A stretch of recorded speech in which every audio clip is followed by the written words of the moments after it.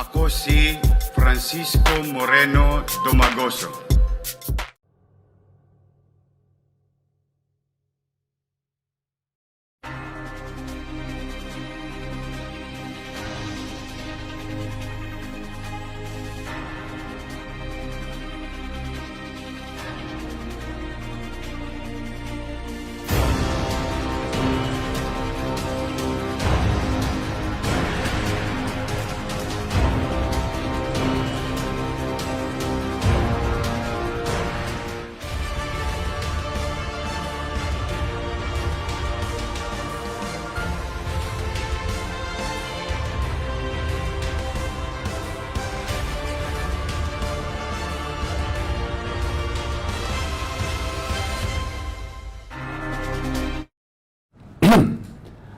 Magandang gabi po sa inyong lahat, mga kababayang taga-lungsod ng Maynila. At kami po ay naririto ngayon live sa ating pamahalang lungsod sa City Hall. No? And as you can see, our sorry for that.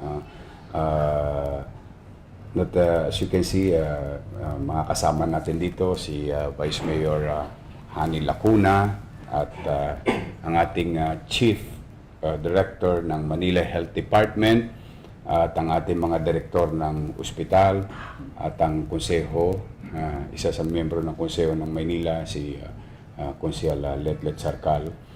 Kami po ay nagkaroon ng itong magiging panawagan namin para sa lahat ng mga taga-lungsod ng Maynila. Maikli lamang po ito at kung may pagkakataon na please share this to your loved ones, no? The information that we're going to give you to your neighbors, to your friends, share it to them. Ngayon po ay kung hindi na po kaila sa inyo na ang ating sekretaryo ng pangkalusugan, Secretary of Health, Secretary Duque, made an announcement about 4 p.m. today and updating the people of our country, every Filipinos in this country, and of course tayo dito rin sa lungsod, na meron na pong isang nagpositibo na apektado ng sinasabing coronavirus. At sila po ay nagsabi rin, ang ating kagawaran ng pangkalusugan, na ito po ay nakakontain naman at nailagay sila sa pasilidad na tama at patuloy na minomonitor ng ating mga doktor sa DOH, no? Ito nga nasabing pasyente. Bagamat iisa pa lamang, sana nga hindi na dumami, kami po ay nagbo-broadcast ngayon para po manawagan sa inyo, no?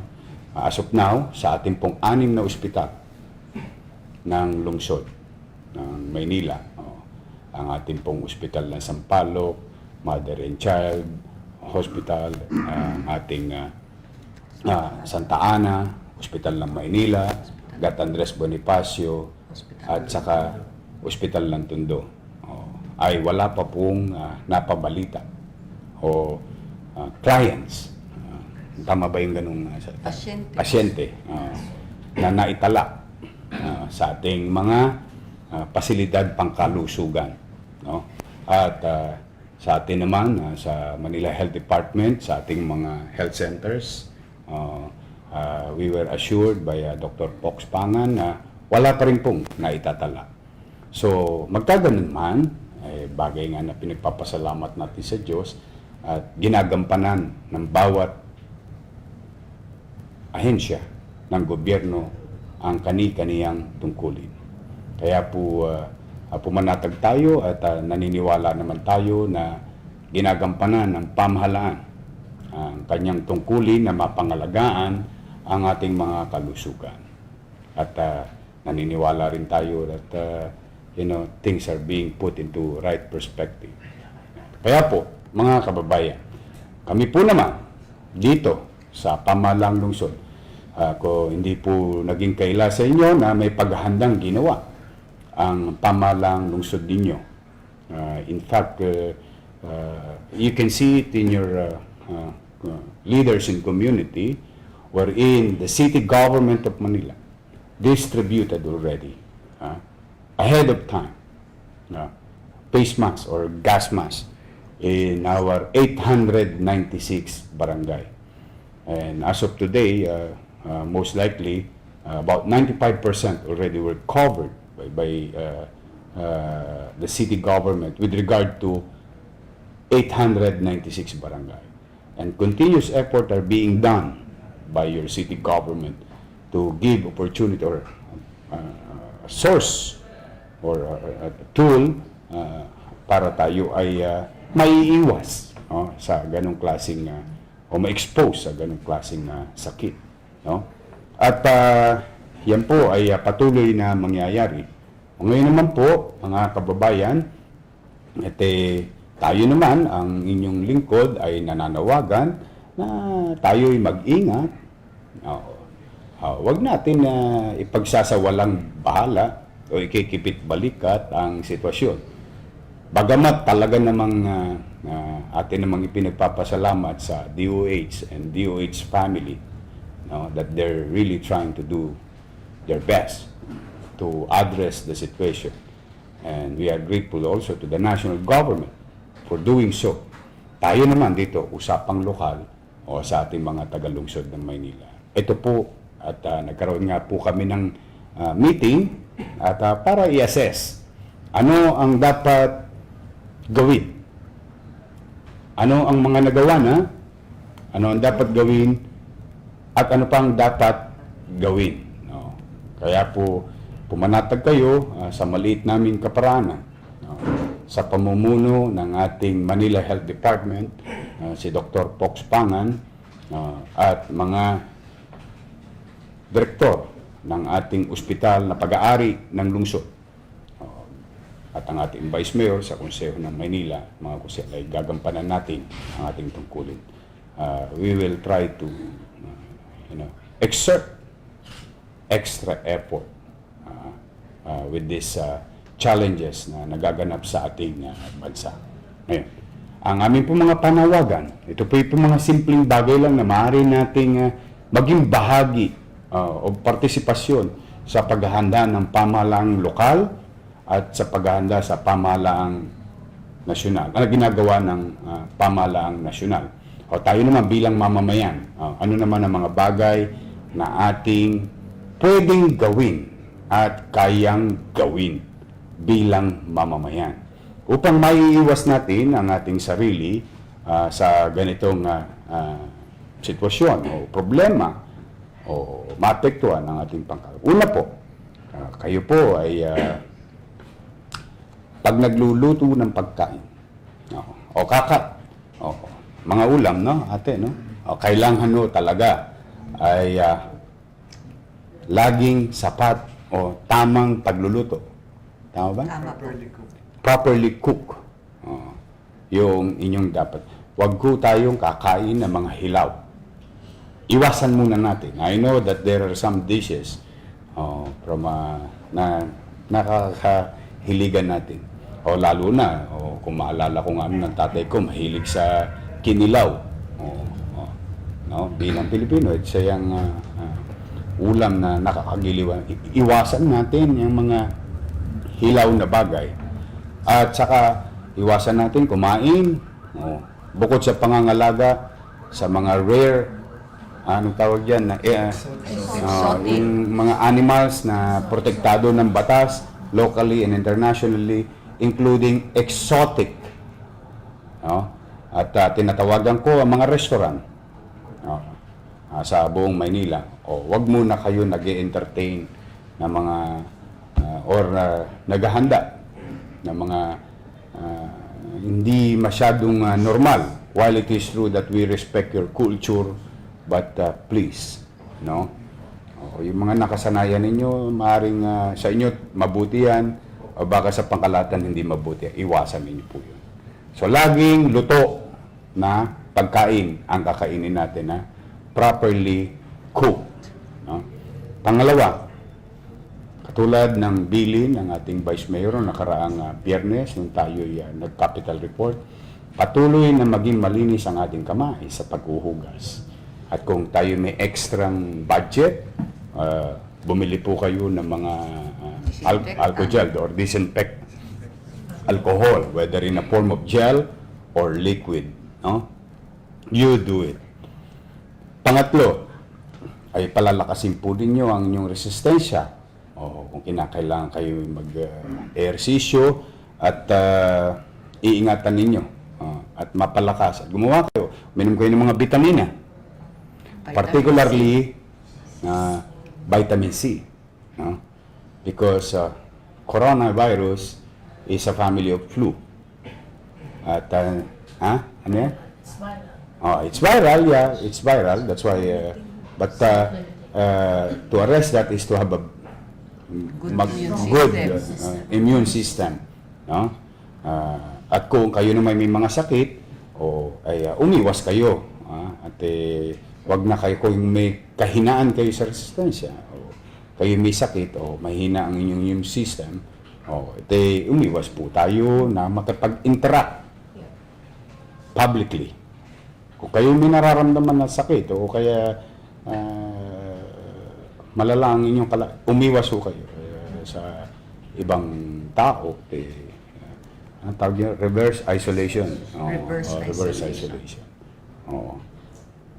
Pangapat, uminom po kayo ng maraming tubig. Hindi ba nilulunok yung laway? Ano ba yun? Uminom mo kayo ng maraming tubig. Damihan po ninyo yung tubig. Di ba? Yung normal, ang sinasabi naman sa atin ng mga doktor o eskwelahan, 8 basong tubig a day at the very least. So, uminom. Hydrate yourself. Okay? Tapos, ito naman, sa mga kabataan, yung social interaction. Kung wala rin naman kayong mga importanteng bagay, iwasan nyo muna yung mga social interaction while the government is doing their job, and trying to arrest the situation. Kayo naman, mga kabataan nanonood, iwasan muna natin. Cancel muna mga tugs. Mga party na yan. Ano po yan? Para sa inyo po yan. At hindi po para sa amin. Huwag nyo ikikipit balikat. Panlima, panganim, iwasang bumiyahe sa ibang bansa. Sayang naman, Mayor, naibok ko na yung sarili ko. Well, huwag nyo panghinayangan ng pera. Ang pangalagaan ninyo ang inyong kalusugan. Mas mahalaga po yun.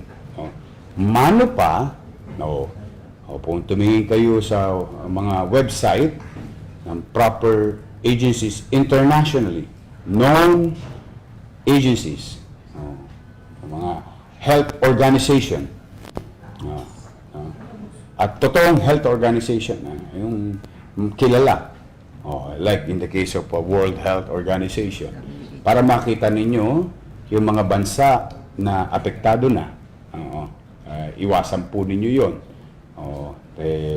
Wag muna hanggat maaari. Tapos, importante sa lahat, ito po, bilang panghuli.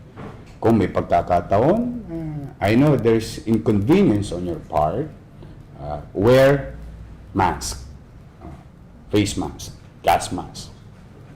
Katulad na nabanggit ko na kanina, medyo maswerte po tayo, pero dahil sa andap o maagap na ginawa na pagandaan ng inyong pamahalang lungsod, bago pa man mangyari itong announcement kanina ni Secretary Duque about the situation. Ngayon naman, noong kalunisan, itong Lunes, kami po ay nagbi-meeting din. Wala pa ho itong nasabing presence of coronavirus in our country. Meron po kaming direktiba na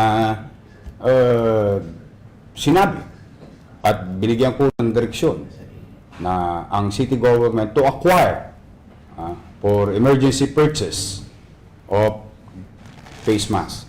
O ngayon, bukod sa naibigay na natin, higit kumulang 100,000 face mask all over the city, in our respective barangays, which I saw.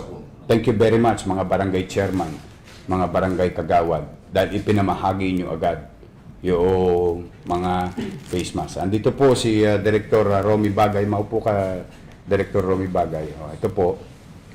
Kamusta ba? Na-deliver na lahat, no? Na-receive na lahat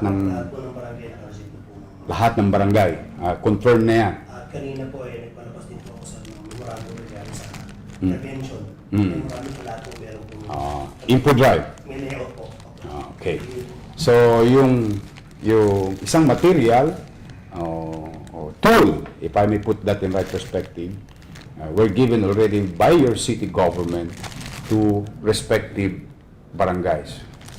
896 barangays.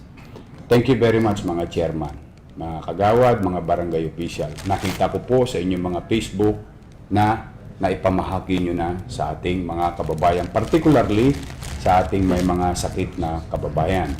Dahil mahina ang kanilang immune system o resistance. O ngayon po, mga kababayan, pumanatag po kayo.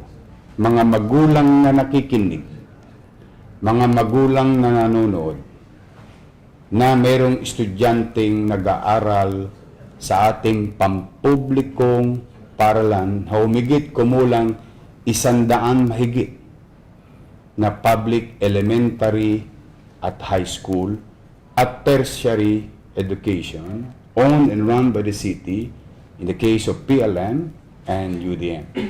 Mga magulang na nanonood. Ngayong gabi, dumating na po yung 500,000 na face mask na in-order natin nung Lunes pa. At kumanatag kayo, ito po ay ipapamahagi namin at nakausap na natin si Superintendent ng Lunes na gagamitin natin ang mga eskwelahan sa buong Maynila na public school, elementary and high school at yung ating tertiary education. Ipapamahagi namin ito bukas sa bukas ng maga para maibigay sa inyong mga anak. Ang akin lamang pong pakiusap, gamitin nyo na itong parang baon sa inyong mga anak. At ibilin nyo, lalo na sa mga maliliit na bata, na laging susuotin kapag sila ay nasa labas, hanggat maaari. Huwag pong babaliwalain. Sayang naman. It's for your own good. We will give at least about 400,000 of it with regard to the numbers of students, more or less. So, para sa mga estudyante namin. Tapos, sa ating mga kawani ng pamahalaan, lalo na sa mga healthcare facilities, pumanatag kayo, we will reinforce what we have given or dadagdagan pa namin yung mga naipamigay na namin nauna. Kanina po, nakisuyo si Vice Mayor na kung po pwede, ang lahat ng ating mga doctors and nurses and hospital workers will be given this type of mask. So, although nakapagbigay na tayo, pati sa ating mga health center, mamimigay pa ulit tayo. So, ito po ay mga simpleng paghahanda at hindi naman komplikado at hindi mabigat, no? Yung partisipasyon natin para mapanatili natin malusog ang ating pangangatawan. Okay? Ulitin po natin, wala pang tugon ng mundo kung paano i-arrest ang coronavirus. But this is a flu, different, anong tawag yan? Infectious or nakakahawa. Pero sa isang malusog na pangangatawan at pagpapalusog ng pangangatawan at pagiging malinis. Ayan po tingnan po ninyo. Yung ating kampanya mula July 1 na maging malinis ang ating bahay, tapat ng bahay, ang ating komunidad, ay isa sa mga bagay na makakaiwas sa pagpapalala o o pagiging malusog na pangangatawan ng bawat isa. So, lagi kayong maging malinis, at ito'y magamit ninyo, at magdasal-dasal din tayo na sana sa awa ng Diyos ay malagpasan ng mundo. Tandaan nyo po hindi lang po ng ating bansa, ito po'y problema at suliranin ng buong mundo ngayon. At ang pinakamabisa, ito po ay tayo'y kukuha ng mga impormasyon sa mga proper agencies. National government, with regard to the situation, check Department of Health. Ano ang announcement nila? Yun po ang check nyo. Sa mga lokal na pamahalaan, katulad natin, lokal na pamahalaan lungsod ng Maynila, ito po, nakikita ninyo ngayon, napapanood ninyo ngayon. Dito po kayo kukuha ng impormasyon. At kapag hindi tayo sigurado sa mga impormasyong nakalap natin, please be vigilant and practice prudent or due diligence. Maging maingat sa pagpapalaganap ng maling at hindi siguradong impormasyon. Dahil kung ikaw ay nataranta, at yung magkwento, matataranta rin. Lahat tayo matataranta. And it doesn't help. It doesn't help. Okay? Kaya ang pinakamabisa, abangan natin yung kung ano ang mga announcement ng pamahalang lungsod ng Maynila at National Agency. Okay. Yun lamang po. As of now, ulitin natin, para tama po ang impormasyon natin, kasi ito'y base. Kasi kanina po, para alam nyo rin na about 5:30 ng hapon, matapos ang announcement ng DOH through Secretary Duque, I've talked to the Secretary Duque of Department of Health. I was advised, and it was confirmed, na meron presence. But things are being done or ginagampanan ang kanilang tungkulin. Ngayon naman, bilang bahagi ng pamahalaan, we're trying to reinforce also the effort being done by the national government within our resources. Ibig sabihin, tulong-tulong tayo. Nasyonal, lokal. Pwede naman. Kaya maraming salamat kay Secretary Duque sa pagbibigay niya ng panahon na makausap ko siya. Kaya po sa inyong lahat, konting ingat lang po. Wala namang masamang mag-ingat. Yes. Sir, magandang gabi po. Paolo Barcelon po from CNN. May Paolo. Sir, we've been hearing reports that there is yung pasyente po na merong novel coronavirus is nasa San Lazaro Hospital. Can you confirm this, sir, or have you been briefed by the DOH regarding this development, sir, that has been reported just a few minutes ago? Well, one, if it is in San Lazaro, which I cannot confirm, I don't know where it came from, but if it is in San Lazaro, I think we are in a better position because isa ang San Lazaro sa mga specialty hospital for infectious diseases. Good.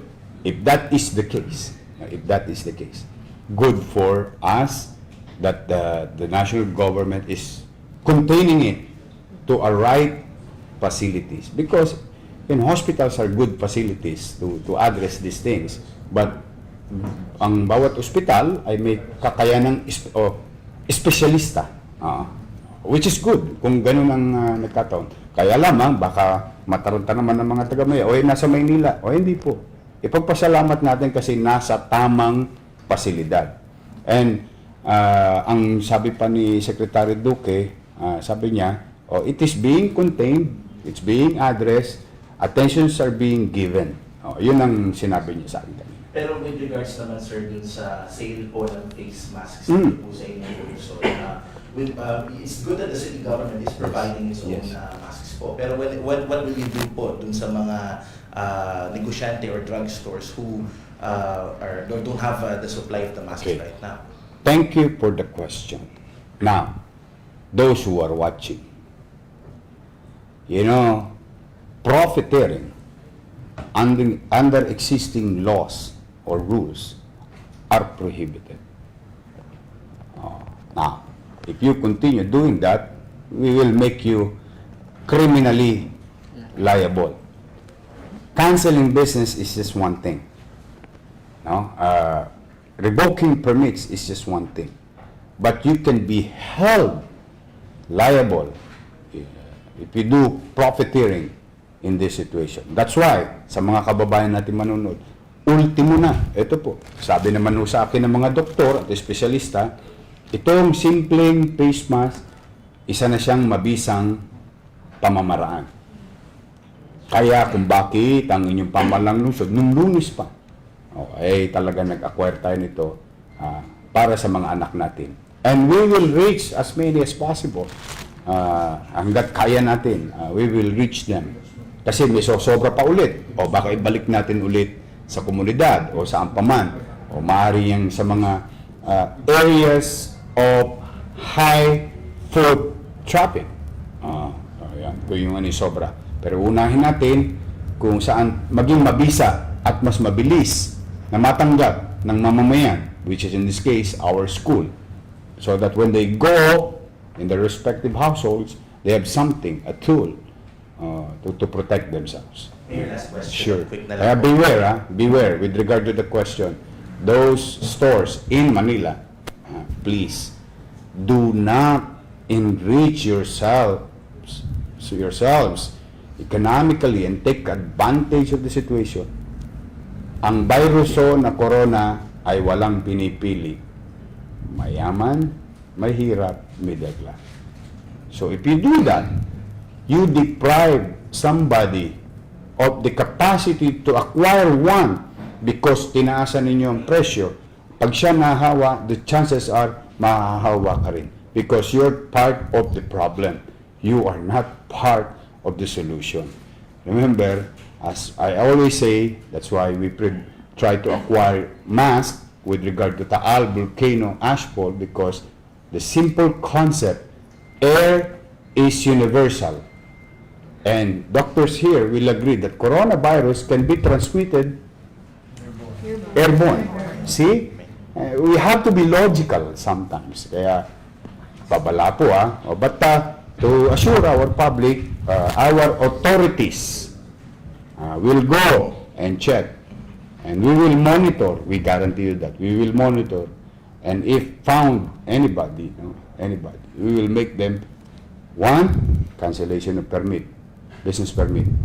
Two, not only permit, we'll go after you and file criminal charges against you. Sir, mabilis na lang po. Sure. Do you have info on the cruise ships? Do they still, dumadaong pa rin po ba sila sa mga harbors natin dito sa Manila, sir? What measures are we taking to, if ever, ma-prevent man yung spread ng nCoV through these ships, sir? Thank you. Tama naman yun, yung tanong mo. Thank you, CNN. Yesterday, I've been receiving a lot of concern from our netizen about that ship came from Hong Kong or that portion of the geography. Yan po ay siguro naman na nakuha na rin yung atensyon ng Marina, ng PPA, Coast Guard, o national agencies or enforcement unit or regulatory units or agencies of the country. Yan po ay nasa loob ng pier. Sana nga, they are also doing due diligence in that part of the city. But just to put things in right perspective, it is under their jurisdiction. And hopefully, they will not allow it anymore to put ourselves in a high risk. It doesn't give us guarantee na magkakaroon tayo o maiiwas tayo. But definitely, if those people are coming from that portion of the world, and go inside our city, we are taking too much risk. And the probability is the probability is getting higher. And I hope they have done their assignment already to the national agencies with regard to the port operation. No? Because I've been hearing also that doon naman sa mga aeroplano, ginagawa na rin ng national agencies. May awa ang Diyos, but we are monitoring it so far. So, okay tayo. So, anyway, ate, meron ka ba, Vice Mayor, meron ka bang bilin na nakaligtaan ko? Wala na po, siguro nasabi nyo na lahat. Makakasiguro po ang atin pong mga nasasakupan dito sa Maynila na ang atin pong mga health services ay lagi pong nakahanda para po sa mga pangangailangan nyo po. At patuloy po kaming bababa lahat po ng ating mga health workers para magbigay po ng impormasyon patungkol po sa coronavirus. Diyan po yung tinatawag nating information dissemination na sinimulan na po namin last week pa. Na kami po ay nagbabara-barangay, pumupunta sa mga eskwelahan, ang ating pong 6 na ospital, sa outpatient department po, ay nagle-lecture muna po sila patungkol po dito sa coronavirus at nagbibigay po sila ng mga paalala kung ano po mga tamang gawin. Okay. Our Director of the Manila Health Department, Dr. Pox, meron ka bang gustong ibilin sa ating mga kababayan? Sa atin pong mga kasamahan ng mga health workers sa Manila Health Department, maraming salamat at alam ko po kahit pagod kayo, ipagpapatuloy pa rin po natin ang pagbibigay ng info drive sa atin pong mga health centers, ganun din po sa ating mga pampublikong paaralan. Malalampasan po natin itong lahat naman po tayo. Sa pangunguna po niyo, may alam po natin matalampasan po natin itong pagsubok. Okay, at maraming salamat sa aming mga empleyado, lalo na sa healthcare institution.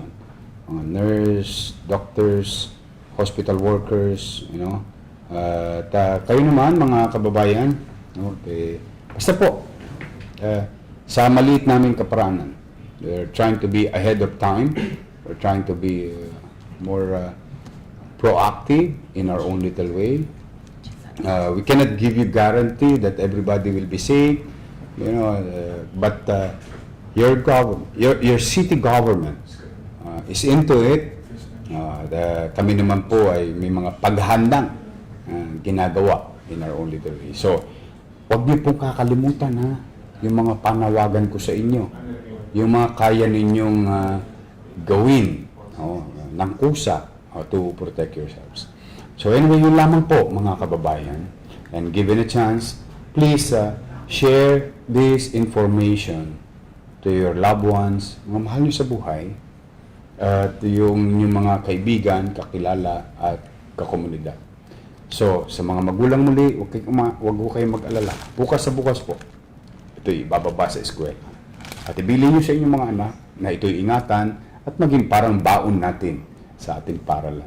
Until the national government declare na tayo'y ligtas na.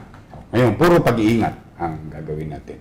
At sa mga panawagan ko naman sa mga negosyante, katulad ng natanong ng CNN kanina, huwag naman natin take advantage. Don't take advantage of the weakness of others. Well, that is morally not acceptable. And even under our existing rules and laws, ngayon po, kailangan natin pagkakaisa. Yung kooperasyon. At san umiral sa ating lahat ang malasakit sa kapwa. Yun po ang mahalaga. So, magandang gabi. Nawat kawan tayo ng Diyos. Hindi lang sa lungsod ng Maynila, hindi lang sa ating bansa, kundi sa pangkalahatan sa buong mundo. Na sana ay malagpasan natin itong ganitong klaseng mga challenges sa buhay natin bilang individual at sa pamahalaan bilang gobyerno. Magandang gabi, pagpalain nawa kayo ng Poong May Kapal. Manila. God first. God first. Thank you.